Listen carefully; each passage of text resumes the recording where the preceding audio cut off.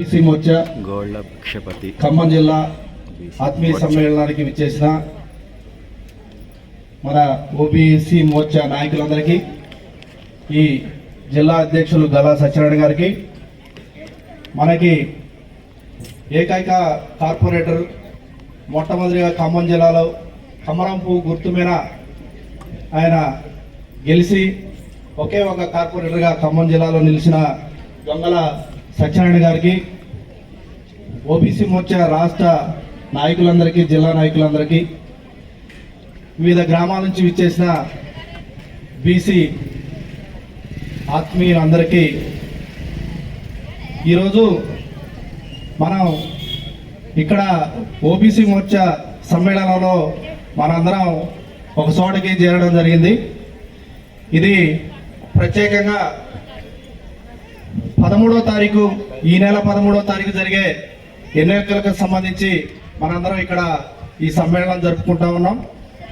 ఎందుకంటే ఓబీసీ మోర్చా అంటేనే ఎన్నో కులాలు ఉన్న మోర్చా. ఇది దాదాపు 53%, 55% ఓటు బ్యాంక్ ఉన్న కులాలు మన దగ్గర ఓటు బ్యాంక్ ఉంది. కాబట్టి ఈ ఓటర్స్ అందరూ మన దేశంలో కూడా మన ముఖ్యమంత్రి, మన ప్రధానమంత్రి, మన నాయకుడు నరేంద్ర మోడీ గారు మన దేశాన్ని ఆళ్తా ఉండు. ఈరోజు బీసీలకి అధికారం భారతీయ జనతా పార్టీ ద్వారా వచ్చింది. కాబట్టి అవినీతి లేని రాజ్యాన్ని మోడీ గారు ఈ దేశంలో తీసుకురావడం జరిగింది. అవినీతి లేని రాజ్యంతో పాటు ఈ దేశాన్ని అభివృద్ధిలో పరుగులు పెట్టిస్తూ ప్రతి సామాజిక వర్గానికి ఏం కావాలి, ఎక్కడ ఏం చేయాలి అనే ఆలోచనతో ఆయన ముందుకు పోతా ఉన్నాడు. అందుకే రేపు 13వ తారీఖు జరిగే ఎన్నికల్లో మనం భారతీయ జనతా పార్టీకి, నరేంద్ర మోడీ గారికి సపోర్ట్ చేయాలి. ఇక్కడికి మనకు వచ్చిన అభ్యర్థి తాండ్ర వినోద్రావు గారు భారతీయ జనతా పార్టీ తరఫున ఖమ్మం జిల్లాలో పోటీ చేస్తూ ఉన్నారు. ఆయన నరేంద్ర మోడీ గారి ప్రతినిధిగా ఈ జిల్లాకు వచ్చారు.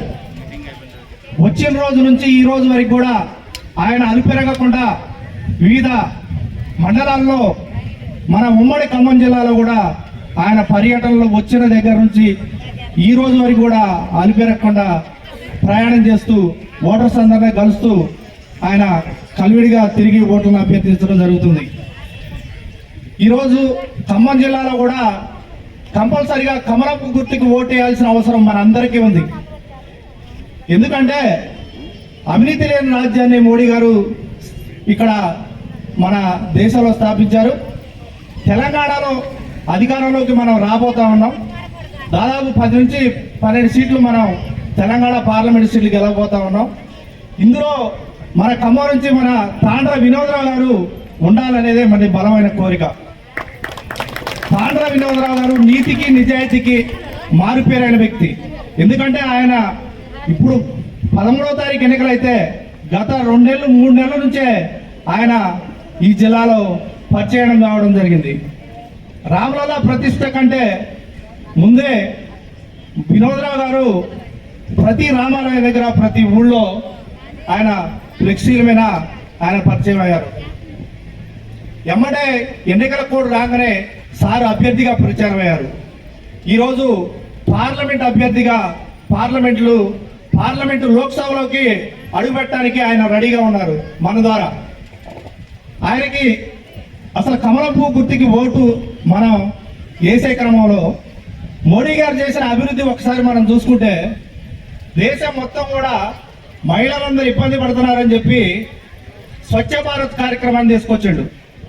పొద్దునే లేవగానే ప్రతి మహిళ లేచి చేసేది ఏందమ్మా, మనం చీపురు పట్టుకొని మొత్తం శుభ్రం చేయాలి కదా. ఆ చెత్త అంతా కూడా ఈరోజు, గతంలో గ్రామాల్లో వ్యవసాయాలు ఉన్నాయి, ప్రతి ఇంటికి ఒక పెంట అంతా వేసుకోవడానికి ఒక ప్లేస్ ఉండేది. ఆ ప్లేస్ అనేది కనుమరుగైపోయింది. దేశంలో యంత్రాలు వచ్చినాయి, అభివృద్ధి జరుగుతూ ఉంది, ఎడ్లు వ్యవసాయం తగ్గిపోయింది. అట్లాంటి ప్లేస్లన్నీ కనుమరుగైపోయినాయి అని చెప్పేసి ఆ చెత్త అనేది ఇళ్లలో ఒకళ్ళ ముందు ఒకళ్ళ వేసుకుంటున్నారని చెప్పేసి గొడవలు జరుగుతున్నాయని చెప్పి మహిళలు ఇబ్బంది పడకూడదని చెప్పేసి స్వచ్ఛ భారత కార్యక్రమాన్ని తీసుకొచ్చండి దేశం మొత్తం కూడా. ఈరోజు పొద్దున్నే చెత్త అని వచ్చే ట్రాక్టర్లు ఎవరి అమ్మా? నరేంద్ర మోడీ గారి చెత్త సేకరణ వల్లనే ఇవాళ మన గ్రామాల్లో పక్కన ఉన్న ఇళ్లలో గొడవలు జరగకుండా ఉంటున్నాయి. వర్షం పడితే నా నీళ్లు మురికి నీళ్లు నీ ఇంట్లోకి వస్తున్నాయని, నీ మురికి నీళ్ళు నా ఇంట్లోకి వస్తున్నాయని ఈరోజు కూడా గొడవలు జరుగుతూ ఉన్నాయి. ఈ రాష్ట్రంలో దౌర్భాగ్యమైన ప్రభుత్వాలు అధికారంలో ఉండటం వల్ల రాష్ట్ర అభివృద్ధి ఇంకా వెనకబడిపోతూ ఉంది. నరేంద్ర మోడీ గారిని సమర్థించాల్సిన ఉంది. ఎన్నో కార్యక్రమాలు చెప్పారు, అభివృద్ధి కార్యక్రమాలు.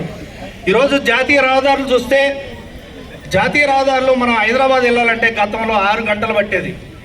ఈరోజు ఎన్ని గంటలు పడుతుంది మనం హైదరాబాద్ పోవాలంటే? ఖమ్మం నుంచి 2 గంటలన్నరలో మన బంధువులు కలుస్తాం. హైదరాబాద్లో హాస్పిటల్కి వెళ్తాం.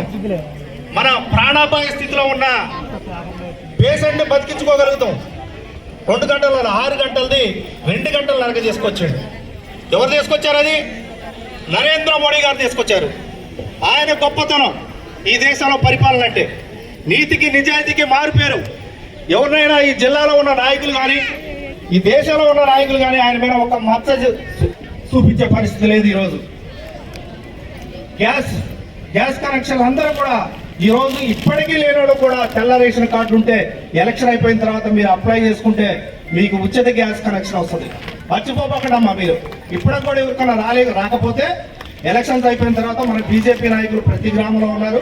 వాళ్ళ దగ్గరికి వెళ్తే ఎలక్షన్ కంటే ముందు మేము 10 మందికి లేవంటే 10 మందికి ఇప్పించినాం. ఎలక్షన్ అయిపోయిన తర్వాత మీరు వెళ్ళండి, వైట్ రేషన్ కార్డు పెట్టుకొని ఉజ్వల గ్యాస్ కనెక్షన్ ద్వారా మీకు ఉచిత గ్యాస్ కనెక్షన్ వస్తుంది.